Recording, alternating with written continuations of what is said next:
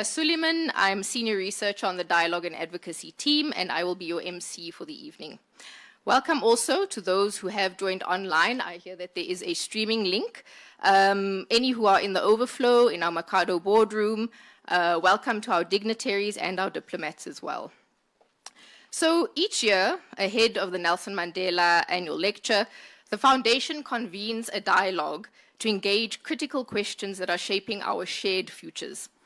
This year's discussion builds on the 23rd Annual Lecture theme, which is Enhancing Peace and Global Cooperation, and it is part of a series of events that we are hosting in the lead up to the Annual Lecture. Tonight's program will include a brief opening from our CEO before we move into the moderated discussion with Francesca Albanese, and then a Q&A with the audience that will take us to 7 p.m. We ask that you keep your phones on silent for the duration of the program.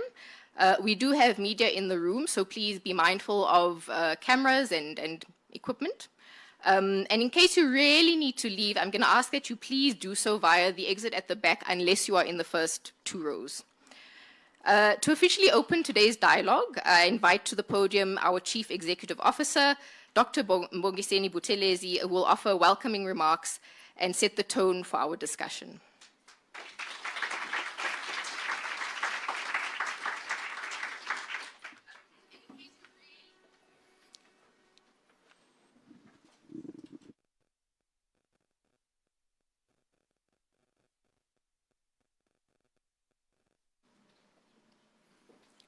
Ambassadors, especially Ambassador Jara of the State of Israel. Oh, sorry, I beg your pardon.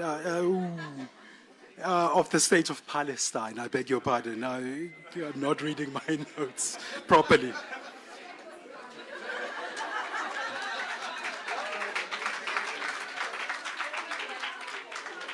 I apologize. Please allow me to do that again properly. Let me fix my glasses. Ambassadors, especially Ambassador Jara of the State of Palestine.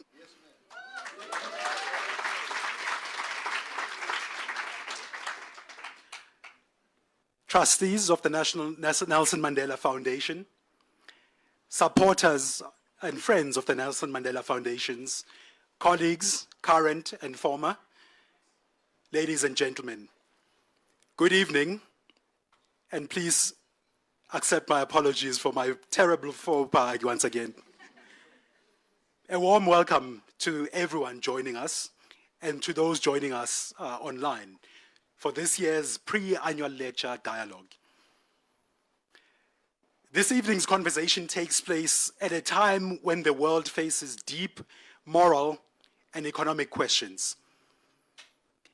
In an era of unprecedented global military spending, and let's just remember that $2.4 trillion were spent globally on military equipment in 2024, we are reminded that war and occupation reveal how deeply business and human rights are connected.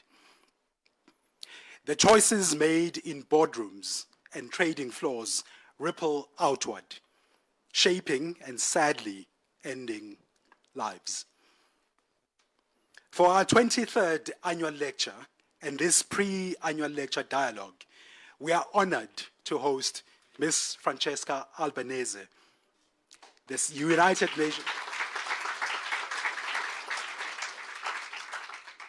United Nations Special Rapporteur on the Occupied Palestinian Territories, whose recent report From Economy of Occupation to Economy of Genocide has challenged the world to confront how economies can either continue to enable destruction or evolve to nurture dignity. Her work asks us to think critically about the role of corporations, not only in conflict zones such as Palestine, but across the world, including here on the African continent. This dialogue is part of our effort to imagine economies of the future, economies grounded in justice, economies grounded in sustainability, grounded in human rights, and economies where innovation and enterprise build peace rather than profit from war. This is also a space for young people, for business leaders, and for all who believe that ethical enterprise can help heal rather than harm. On behalf of all of us at the Nelson Mandela Foundation, I encourage you to contribute your voices to this vital conversation in the discussion segment. May today's dialogue inspire not only outrage, but courage, accountability, and new possibilities for a more humane world. Thank you.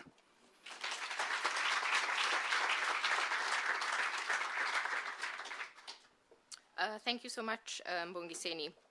So tonight, with much anticipation, we welcome Ms. Francesca Albanese, guest speaker for the 23rd Annual Nelson Mandela Annual Lecture. She will be in conversation with Reddy Tlhabi. Ms. Albanese is the UN Special Rapporteur on Palestine and the Occupied Territories.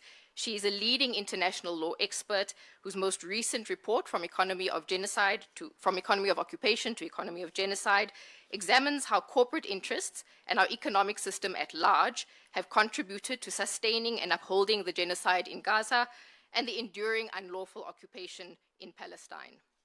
I also welcome home Reddy Tlhabi, South African journalist, producer,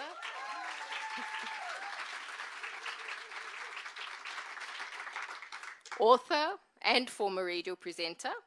Reddy Tlhabi was instrumental in framing critical narratives for justice for over 10 years in her time as presenter on the Reddy Tlhabi Show on Radio 702.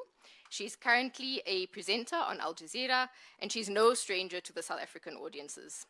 We are amped, Reddy and Francesca, to have you both here with us today.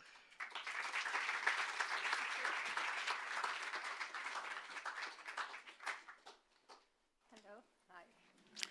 Thank you so much. It's good to be with you. It's good to be in conversation with you. An introduction has already been made, so we'll just get on to the report. It is about building economies for the future, business and human rights. So when I think of a genocide, whether we're talking about Rwanda, what is currently unfolding in Sudan, what's unfolding in Gaza, in Palestine, I see combatants. I see desperate citizens fleeing, bombs going off. I don't for 1 minute think about the corporate sector. I don't for 1 minute think that there are normal people like you and I who are behind the businesses that support conflict or genocide. I also don't see myself in that conversation. Reading your report, I had multiple traumatic moments thinking about myself as a consumer, where I've taken my money, what choices I've made. And we'll talk a little bit more about this because some of the companies or multinationals that are mentioned there are going to shock you. And they will force, I hope, a conversation with yourself, a reckoning about the decisions that you make. So I'm trying to not confront you or be combative. I'm trying to create an invitation for all of us to engage with this report and center ourselves as well as citizens of the world, as decision makers, and as consumers. So with that in mind, why this report? Why did you put it together? What motivated you?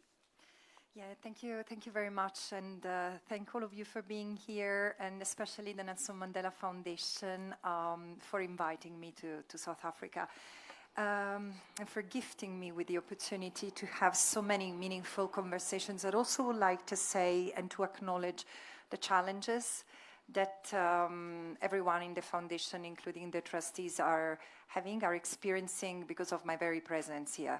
What you're going to listen to is the reason why I got sanctioned by the United States, which is an abomination because I'm protected under the Privilege and Immunities Convention, under the UN Charter. I'm a lawyer who serves pro bono the United Nations, and at least I would expect I do my work based on the trust that the UN would at least protect me. And in fact, one of the most influential and powerful of its members treats me as, how do they call me? A threat to global economy. So this is what this report that is captured in the scene behind me did.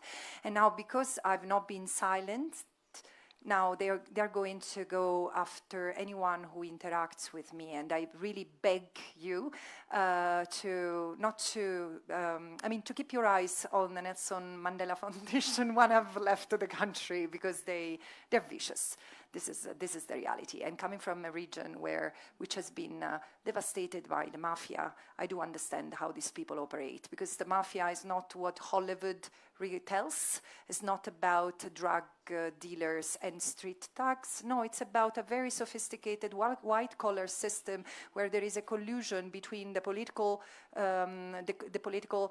system or ecosystem and the financial system, and they collude in order to protect each other. And whomever tries to denounce them get either ridiculed, ignored, smeared, or worse.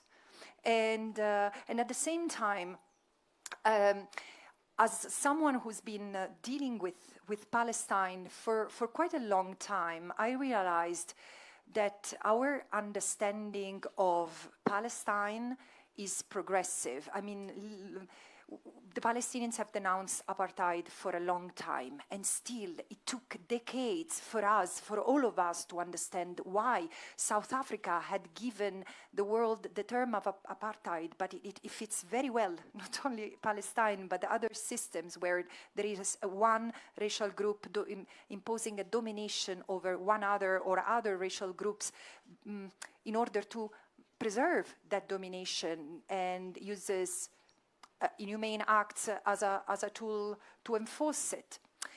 Little by little, and this is how I decided to contribute as a special rapporteur to the understanding of Palestine beyond the cycle of the reporting of violence. And since the beginning, I've tried to draw the attention of the UN member states, but also a broader public. And this is the other part. This is something that I'm not forgiven for, the fact of bringing an alternative narrative about Palestine outside the United Nations, where even the stones know what the Palestinians have endured for over 7 decades. So I was saying, maybe if the large public understands what it is about, it's not a conflict, it's not a neighborhood dispute, it's an oppression, it's an unlawful occupation which employs apartheid to pursue ethnic cleansing of the little that remains of Palestine. So I've worked on a number of reports capturing broader aspects of it. I wrote 2 reports on genocide, and one was really an X-ray of acts of genocide that had been committed in the first 5 months after October 7, was brutal, and I said, oh, this is the worst report I've ever written. And then came another genocide report, genocide as colonial erasure, and then I said, oh my God, this is the worst report I've ever written, because it situates those acts of genocide within the settler colonial context. This is why the ICJ case that South Africa, sorry, I took it a bit long, but it's important. This is the ICJ case that South Africa has initiated is so critical, because this is the first settler colonial genocide that will ever be adjudicated. And so it resonates so strongly with the Aboriginal communities in Australia who have survived the genocide with great difficulties, but also the Native Americans in the US. The US is a country born out of over 500 genocides, 500 Native American communities were genocided, and Canada committed genocide until the 90s. So this is, and the wounds are still open. And while I was doing that, I realized, and that is also because I have an economist as an husband, so it helped. I mean, the Israeli economy kept on being very, very schizophrenic. So there was a part of part of the Israeli economy which was really suffering, and it gave the sense of how much Israeli families were affected, especially in the north, in the south. But then the Israeli stock exchange kept on going up. How was it possible? And the other aspect is that Palestinians have often pointed to, and look at the BDS movement, for example. I've always pointed to the fact that there were private entities, businesses connected to the exploitation of Palestinian resources. So I said, okay, let me look at it in the context of a genocide. I had in mind arms manufacturers and arms logistics. primarily arms manufacturers.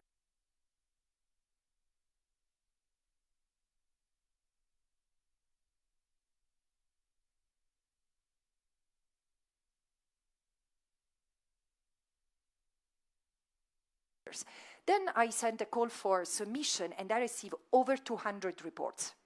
And it was probably the large lawyers, human rights organizations, investigative journalists, private individuals who had paid experts in order to collect information. So I set up a database of 1,000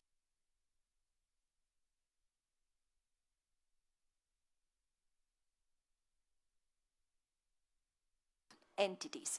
And it was not possible to pinpoint, I mean, even define business, it was not possible. So I adopted the definition of private sector, private entities, that includes arms manufacturers, heavy machinery, surveillance service producers, or the tech industry, goods and services producers, the tourism industry, and then universities, pension funds, banks, investment funds, charities.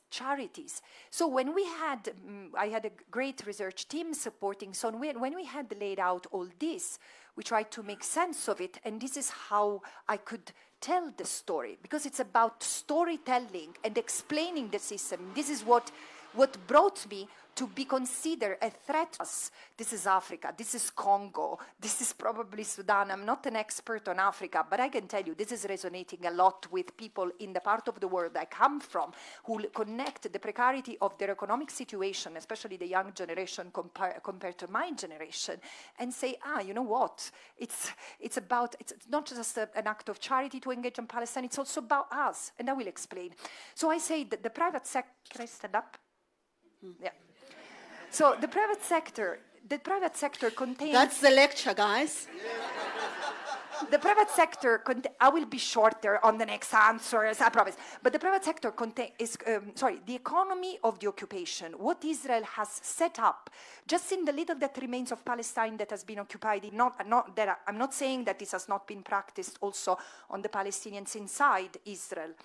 But in the occupied Palestinian territory, Israel has, during the occupation, developed two pillars: displacement, and so without the private sector, because it has used the weapons industry, tech surveillance, and heavy machinery to displace the Palestinians.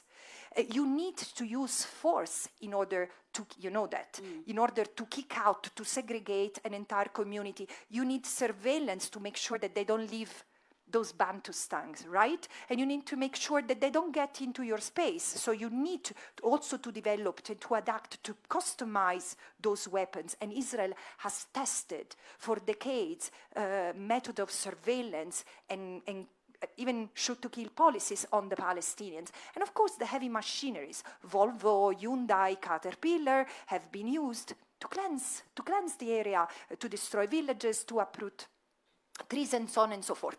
And while this was done, replacement came in. So Palestinians had to be replaced. And for the construction of the colonies, heavy machinery was needed, but also there were businesses needed, and they come from abroad, primarily from Europe, to build the colonies, to build the electricity grid, the infrastructure that was needed to connect the colonies, the railways, the tramways. So you needed all these sectors. And then once the colonies are in parallel with development of the colonies, of course, the agricultural business developed.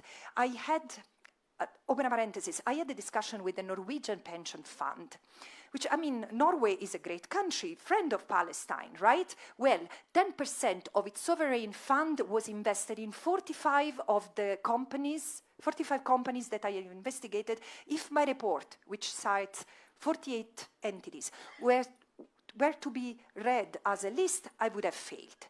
It's a system. It talks about a system. And so the examples I give are just to explain the system. So this is even tourism, Airbnb and Booking.com. That's the one that traumatized me. I thought, hold on, what? Can you tell us a little bit about that? Because I don't. You felt happy I with think Amazon and Google. arms companies are so far from my everyday reality. Yeah. So as I sit here, it's December around the corner. I want to go somewhere. So you're saying I can't go on my phone and go Airbnb, Bookings.com without thinking about this? How do I link those?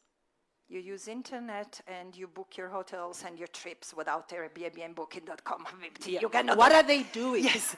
What No, are but they this is doing? the That's thing. what I Our want to parents understand. used to go on holiday, right, without Airbnb. No, but this is the thing. Even the Norwegian pension funds used to say, yeah, but they just produce vegetables. Yeah.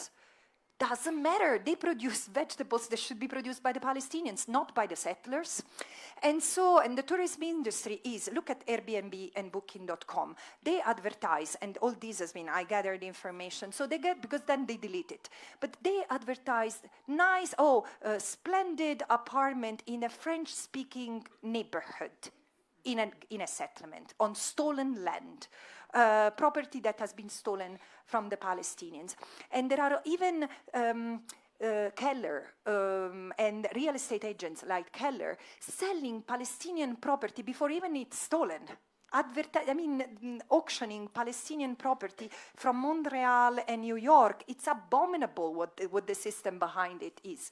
So replacing the Palestinians, and this is not the end of it, because this system, which you see, it's a sort of it's an engine system, wouldn't work without the enablers, the universities, the researchers, research institutes, banks, pension funds, which have been producing the tools to maintain the Israeli economy. I mean, now in Ireland, they have cut the selling, the purchase of Israeli bonds, but Vanguard and others have been providing credits to Israel in order to allow it not to nosedive as its expenditure was shifting toward it. So it's a complicated system, but not that complicated after all. And there is one thing that applies, to answer your question, it applies also to other countries, because the private sector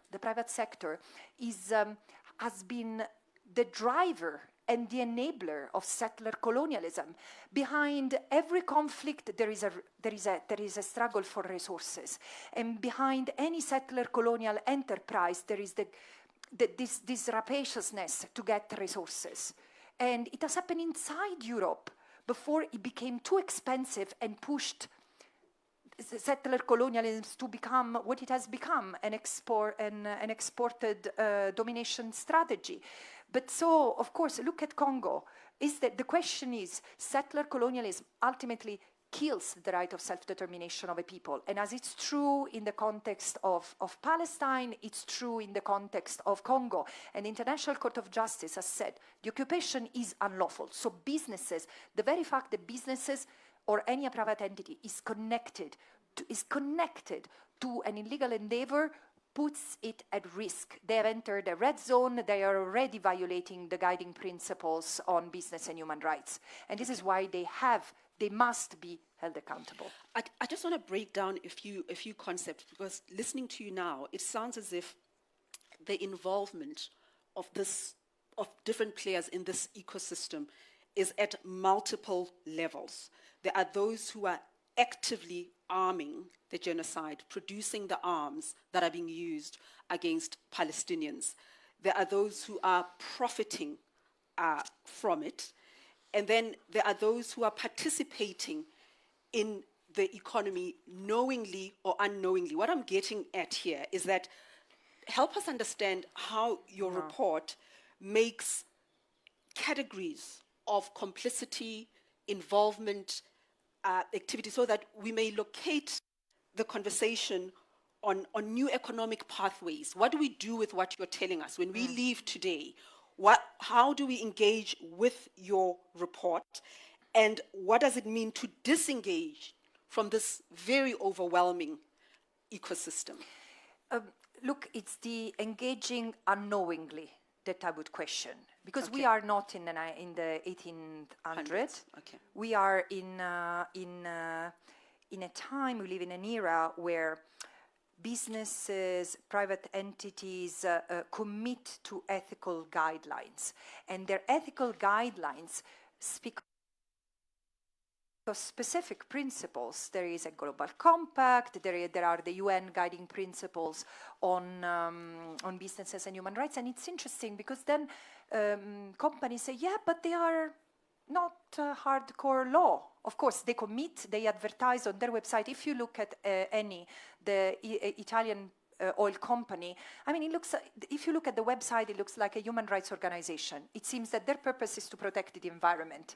And you know, this is, I mean, I don't know how it's in English, advertisement, form of advertisement. And so it's punished under, in the Italian system. So there are other forms of, forms of responsibilities associated with it. But the thing is that the International Court of Justice has said that the occupation is unlawful, totally, and that must be dismantled totally and unconditionally. And it has translated into a form of apartheid and racial discrimination imposed on the Palestinians. What else is missing? All the more, I mean, everyone is, I mean, as of January 2024, thanks to South Africa, the International Court of Justice has recognized the risk of genocide. That was this is what has triggered the obligation to prevent. At that point, there is no confusion. You need to disengage. But even before, frankly, there is no other human rights situation, no other situation where human rights violations have been systematically documented as well as it has happened in the occupied Palestinian territory. So the fact that these businesses, as some have replied to me, oh, we didn't know. Okay, now that you know, will you disengage? No. Okay, so you have to be held accountable. And there are two ways to hold these businesses accountable, and they're not mutually exclusive. And there is I think, for certain businesses is the people's tribunal. You choose, as a consumer, you choose not to invest in these businesses. And for example, Volvo in my country is the image of the safe car, of the family car that protects you. Well, no, because the logo of the Volvo is associated for the Palestinians to the destruction, to the pulverization of their homes, because Volvo machineries have been used, like Hyundai machineries have been used to complete the destruction of Gaza that was not that was started with the bombing. So they have pulverized entire areas. So this is Volvo and this is Hyundai. So these businesses should first of all meet the consumers' ethical choices, but also they should be brought to court. They should face justice. Are you saying that the companies themselves, of course, there must be a legal process against the executives, against the...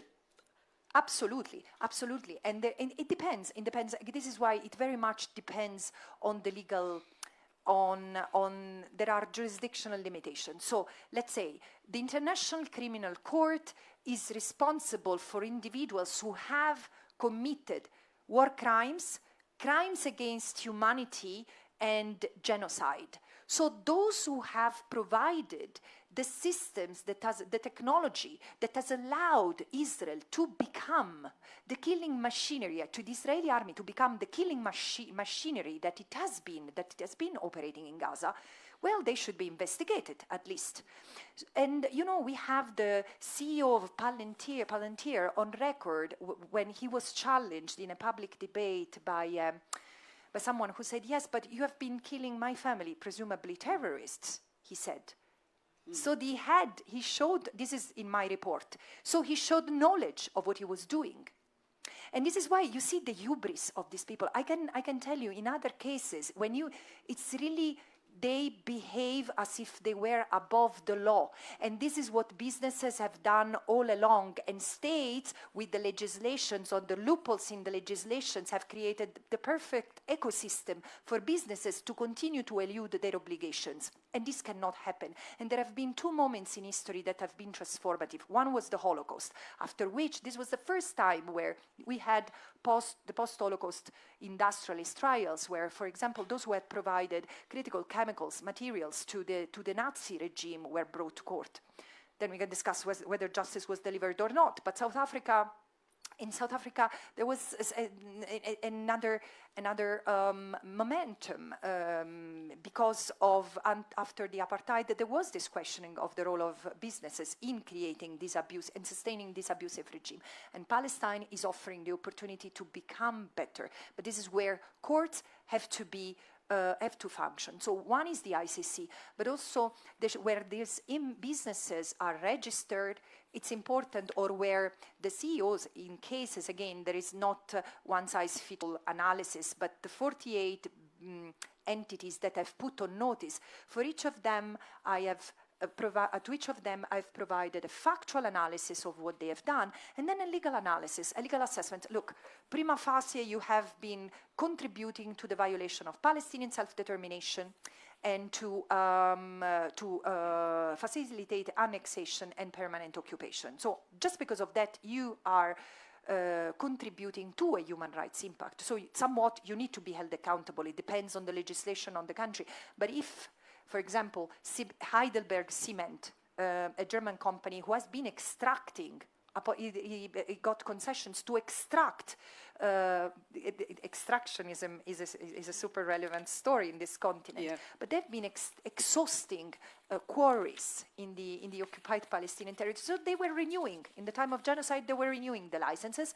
Well, this is pillage, my friends. This is a war crime. So why the CEO of this company should not be investigated? Because this is the test.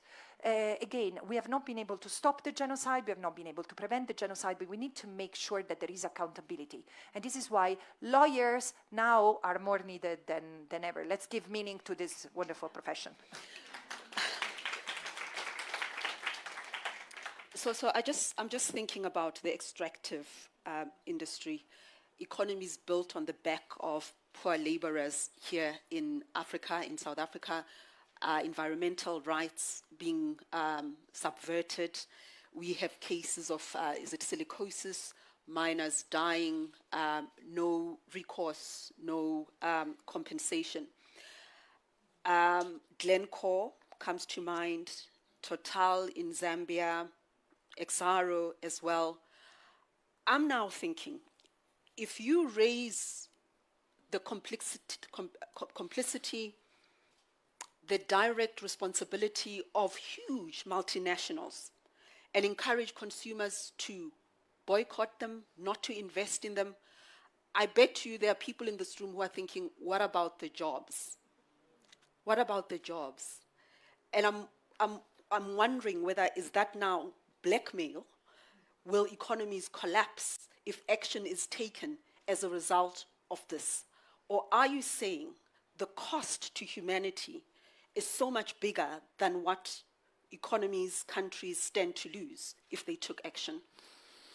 It's about business ethics, right? And the broader picture. Absolutely. Look, I think that this is a dilemma which shouldn't be resolved by individuals, individuals themselves. To give you an example, I was recently, I don't know if you have noticed, but in Italy there was an upsurge. There was really a popular uprising, and it's still ongoing, but of course there is repression like there has been in Germany, in France, in the UK.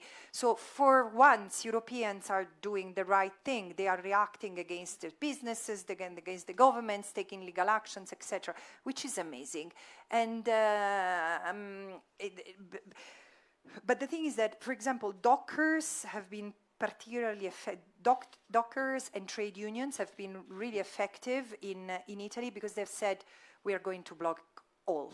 And you know, I heard in late 2023 Dr. Naledi Pandor saying, if for 1 month trade unions called for strikes, the genocide would stop immediately. This thing stuck to my mind, and then I've been repeating it obsessively and discussing with trade unions everywhere, including in Italy. And then there was a moment where the dockers did it.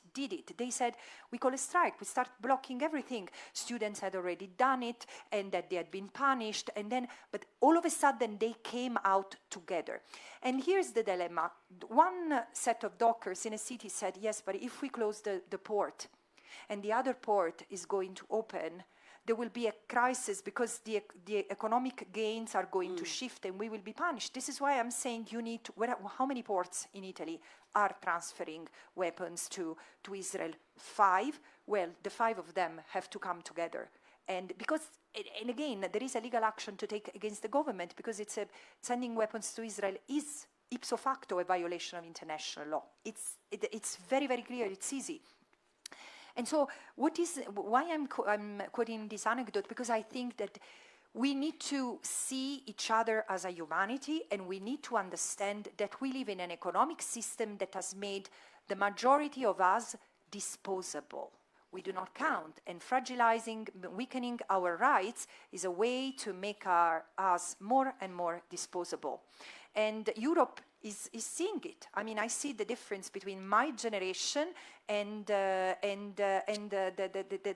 next generation. There is much more precarity in terms of access to job security, access to health, etc.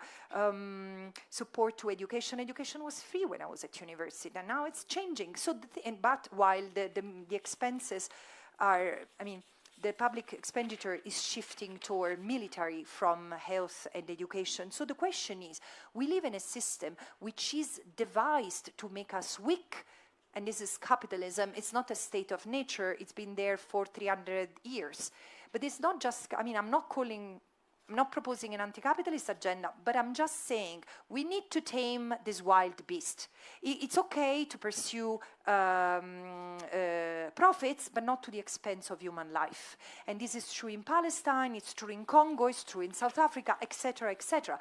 So to answer your question is, yes, there must be alternative to this, because first of all, the thing is that the pressure is not to aim apart from several problematic companies who are extremely detrimental to the environment, like oil companies or coal. I mean, it's an issue. It is about the environment, and it has a cost. It has a cost which maybe it's deferred, but it's still a cost on humanity and other creatures. But the thing is that someone needs to pay for that cost. It shouldn't be the workers. So the first pressure should be for the business, not to shut down, just to change, not to trade with Israel. It's not that complicated. Trade with someone else. Why fruits is to be exported? I mean, this country export coal, export fruit juices and raw diamonds to Israel. Find other markets, but also diamonds. And I mean, there are things, I'm not an expert in South African economies, but you have excellent talents. Work out other solutions. This is not impossible. Actually, it is necessary, and it has been in other contexts. We need to build alternatives to this system, because in any case, in the long run, it's not sustainable. And again, it's proving possible to disengage from the Israeli economy without collapsing. BDS has been quite successful this year, more than in the past. And no insurance company has gone bankrupt or others. But again, Israel is one, and it's going to set an example to start behaving ethically. As consumers, we need to do ethical choices, ethical purchase, as administrations and institutions, ethical procurements, and ethical sales as a state. So this is not an easy answer, but we have to try an alternative. And just to be clear, I wasn't picking on Glencore. It's a real situation, right? Their respective subsidiaries own the mines, and 3 ports involved in delivery of 15 coal shipments to Israel. Israel does get some of it to Colombia, from Colombia, and so on. But I also saw somewhere where there is conversation about civilian infrastructure, and I'll bring it back to the South African reality, the mining houses. For all the ills that I mentioned, I bet you every mining company would mention a hospital that they built, a school for civilians, a road that they built.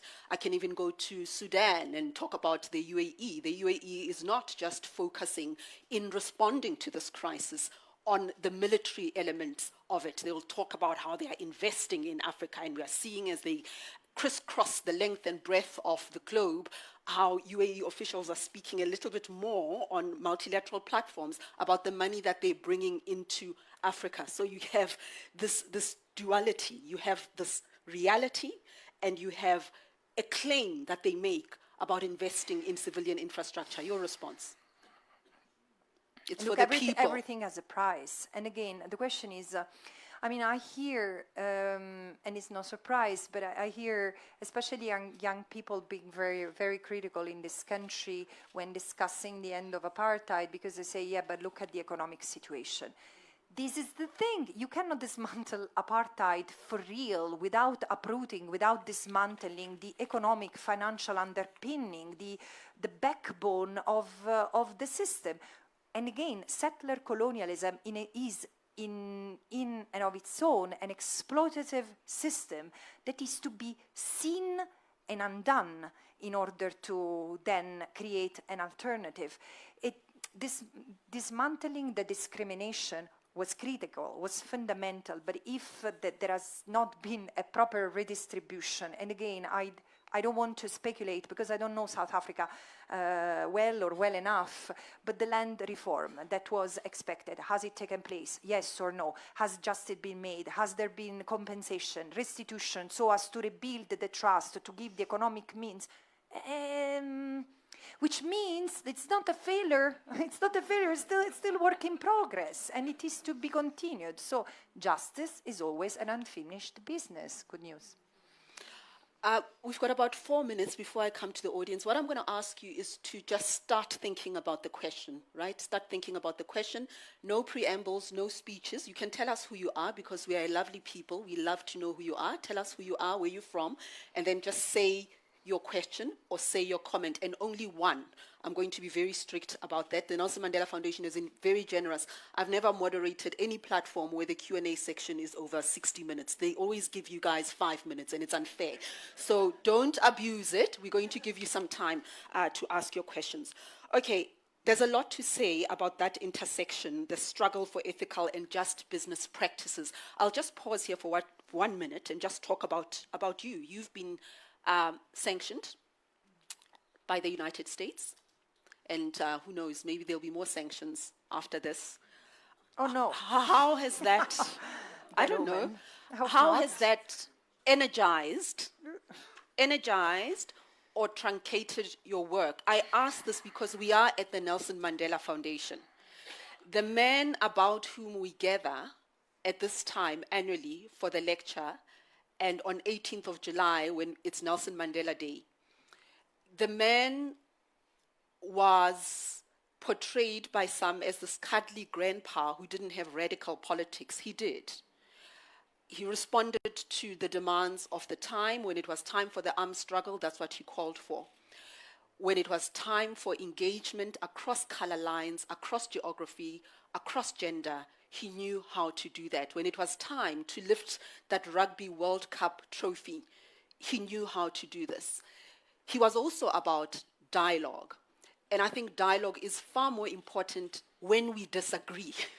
When we agree, it's easy to have dialogue. But when we disagree, it's far more difficult. So I want to ask you that. You've been sanctioned. You still have to do the work. You still want consumers and states and organizations, academic institutions, to take the work seriously and urgently. What does it mean to do this work in the context of those sanctions, and what has been the cost to you personally? The cost has been heavy, but I don't want to talk about me. I want to talk about the fact that anyone who does it, and especially the Palestinians, face it. What happens to me is a reflex of how much hatred there is. And how many resources are invested to silence any debate concerning Palestine. You know, wherever I go, I try to engage, to create those occasions of dialogue. I come from a country where there is a very conservative Jewish Italian populations. I mean, the phenomenon of progressive, critical Jews, anti-Zionist Jews is very new. It's post-October 2023. They are primarily young people who are facing extreme pressure, isolation, retaliation. It's pretty horrible, but they're wonderful human beings, and there is this sense of companionship. We are in this together. And it's about who we are as human beings, regardless of religion. And also, I wonder, how can one invoke religion to justify the killing of kids? 20,000 kids, 20,000 children, kids, just by bombs. We don't know how many are still under the rubble. And the fact that our Palestinians, there is a level of dehumanization of the Palestinians in the part of the world I come from, which is disgusting. And I feel appalled. The reason why I'm so devoted to this is because I'm European. I take, not offense, but I take an issue when people tell me, oh, you are so Palestinian. No, I'm not Palestinian. I'm Italian. I'm a very proud Italian who was raised in a family who educated her. My first teaching and my first readings were about the Holocaust. And this is part of my upbringing. It cannot be taken away from me. So I take issue when someone in the Jewish community in Italy tries to shut me down and not to let me talk. What am I saying that it's so offensive? So first of all, why do I have to carry this? It's such an attack. It's so offensive to be told that you are an anti-Semite. And it's so vilifying toward what Holocaust has been, what anti-Semitism is still in the part of the world I come from and beyond. Anti-Semitism is still real, but it's discrimination against the Jews because they are Jews. It has nothing to do with this Israel and its proclaimed religion. I couldn't care less. Israel could proclaim itself to be Buddhist, to be Muslim, to be Christian or secular. It wouldn't change a thing, because what matters is compliance with international law. So all the allegations against me and those like me are just a mere distraction, not to talk about the issues, because attacking me as an anti-Semite is just a reason not to talk about Palestine. And I say, come. I also asked the Nelson Mandela Foundation, can you please invite the Zionist parts of the population, which is not just like South African Jews, Christian Zionists. I mean, this is the thing we need to talk about, because even in my country, the most conservative policies are enacted by people who have nothing to do with Judaism. Who are anti-Semites for real until 50 years ago. I've been accused to be an anti-Semite by a parliamentarian, and there is a picture of him with a swastika on his left hand. But the problem is me, advocating for human rights. No, this is serious. And this is why, again, it's not about me. It's really not about me.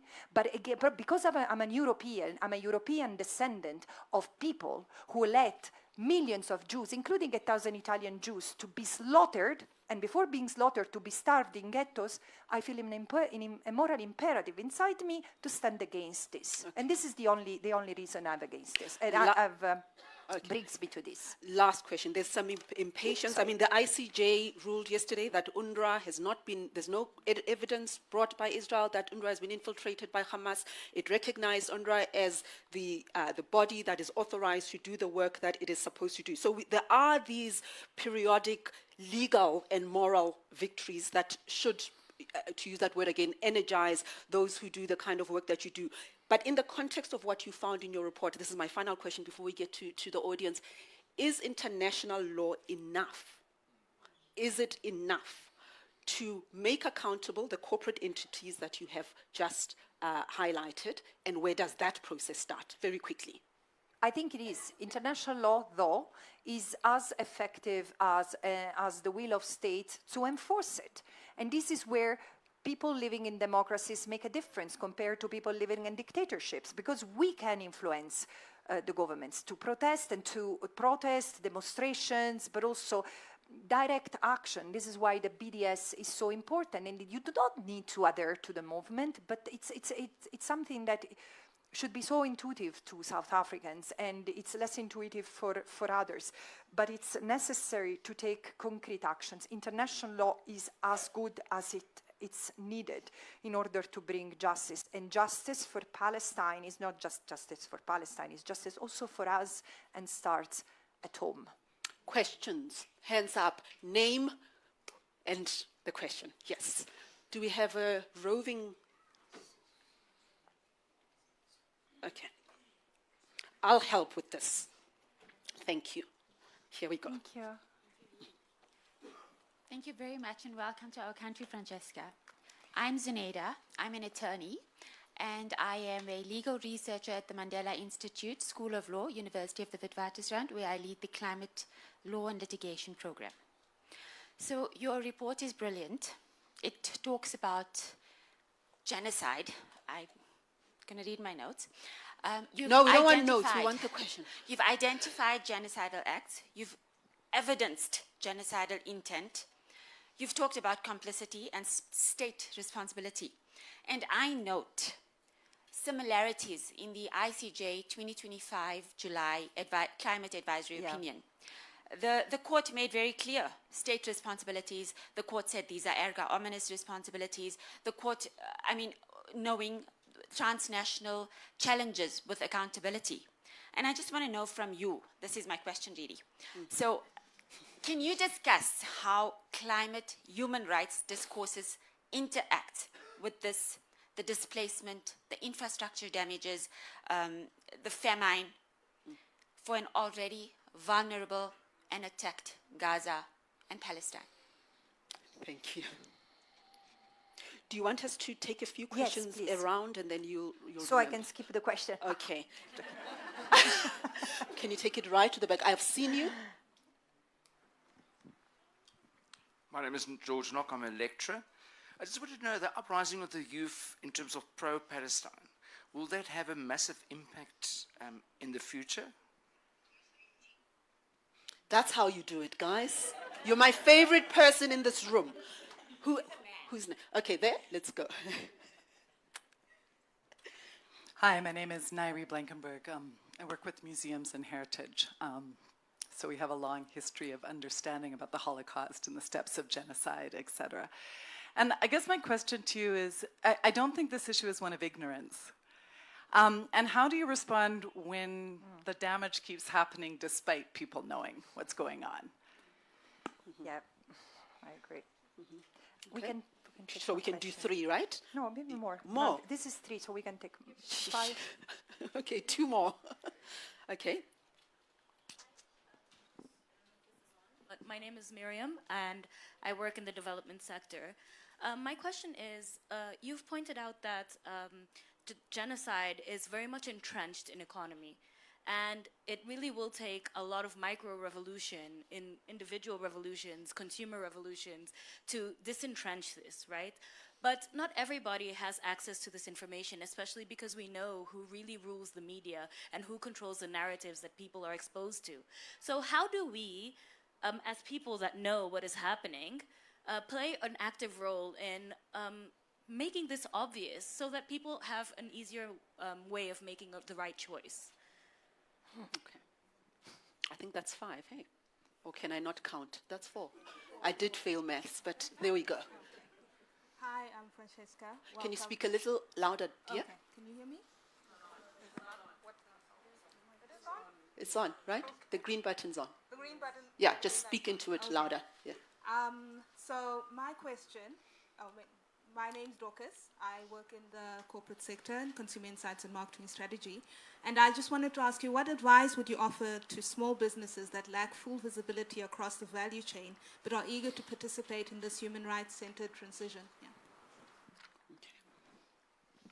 I'm not sure I understood the question. I beg your pardon. Do you mind to repeat? You lost me at value chain. So maybe I'll just make it simpler.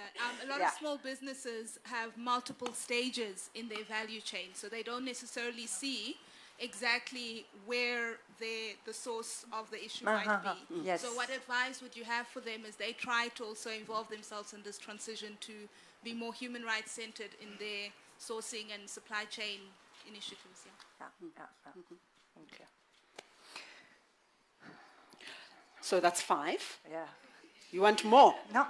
Okay, we'll then do another round. We'll do another round. Yes, I'll try to be brief. The first question is a complicated one, so I don't want to pontificate. Don't have high expectations, please. I don't want to pontificate on something I'm not comfortable about, but I do know that the issue of resource exploitations has been critical in Palestine, as always. It's interesting that a few days after October 7, where the entire world was in shock and pain for what had happened to so many Israelis, the Israeli government was stipulating partnerships with oil companies for the exploitation of offshore gas fields, offshore Gaza, off the Gaza shore.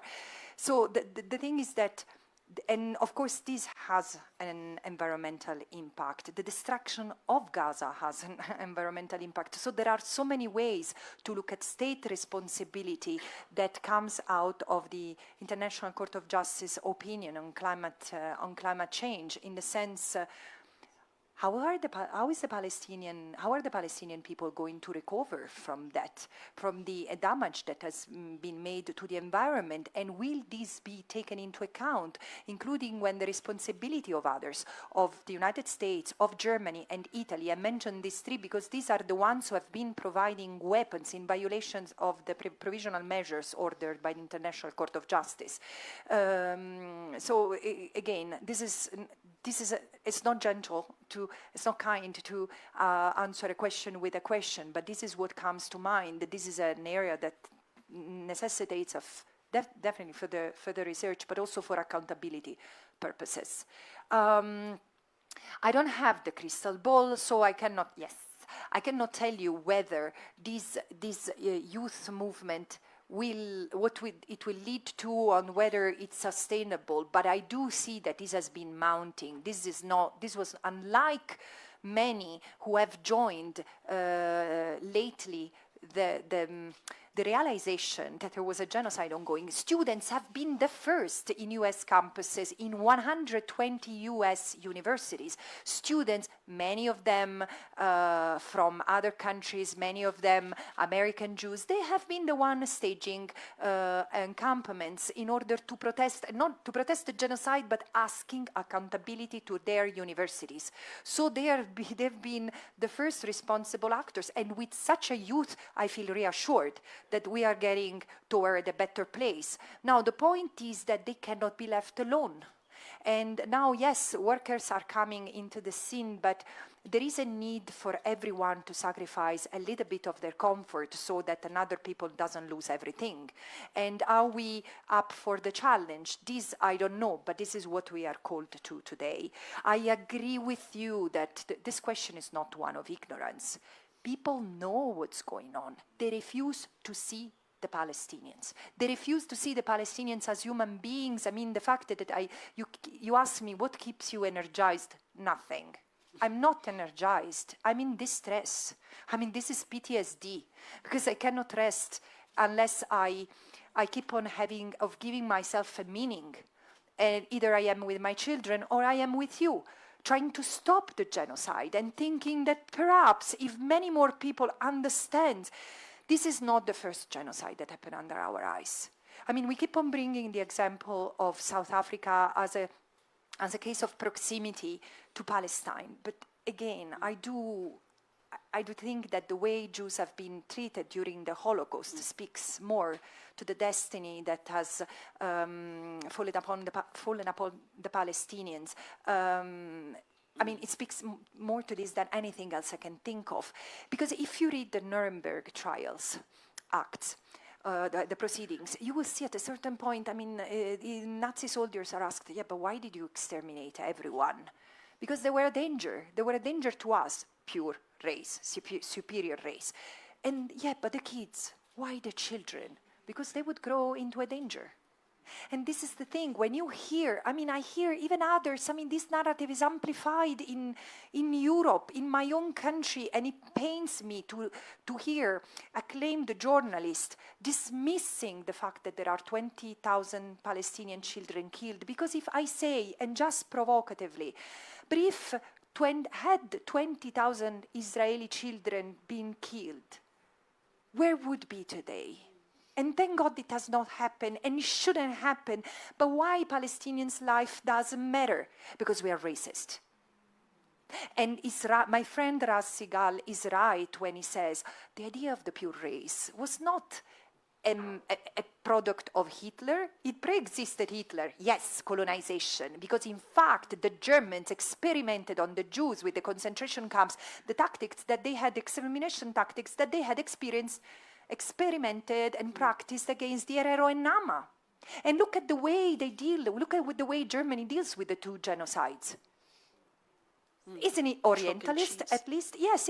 I mean, again, Raz says the idea of the pure race was not conceived by the Nazi and didn't die with the Nazism.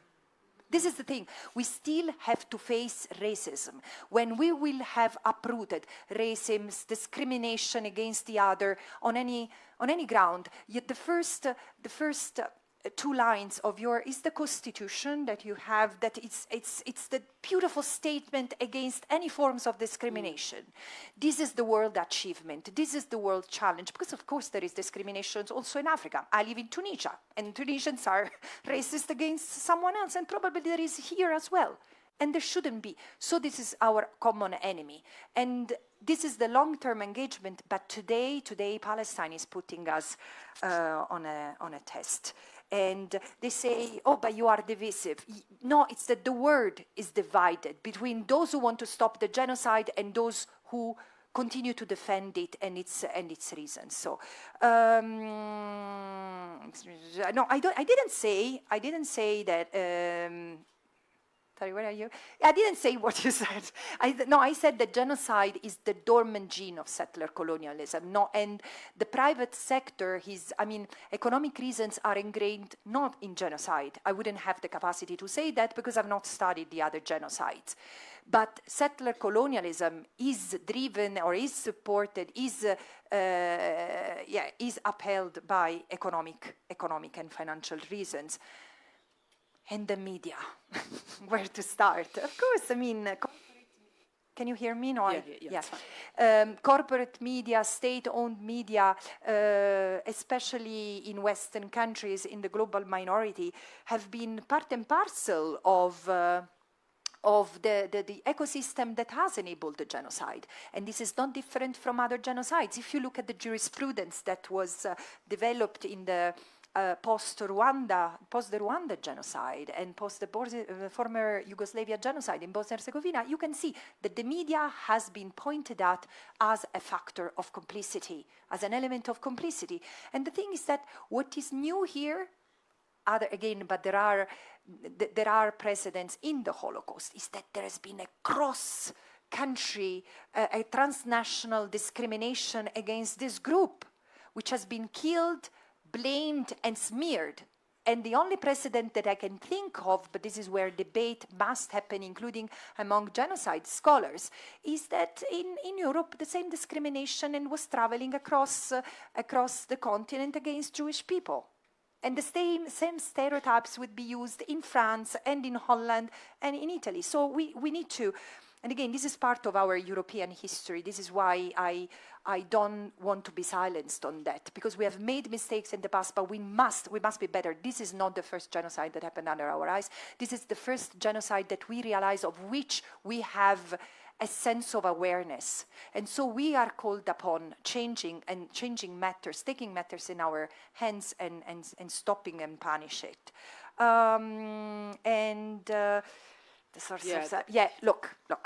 Again, I do think that this is part of the due diligence, understanding the kind of harm you can do is part of a due diligence of any business. I'm not a technical expert. As I said, once I was exchanging with some economists who said, oh, just a lawyer could get surprised of these results. But yeah, I had no idea that the system were so nefarious.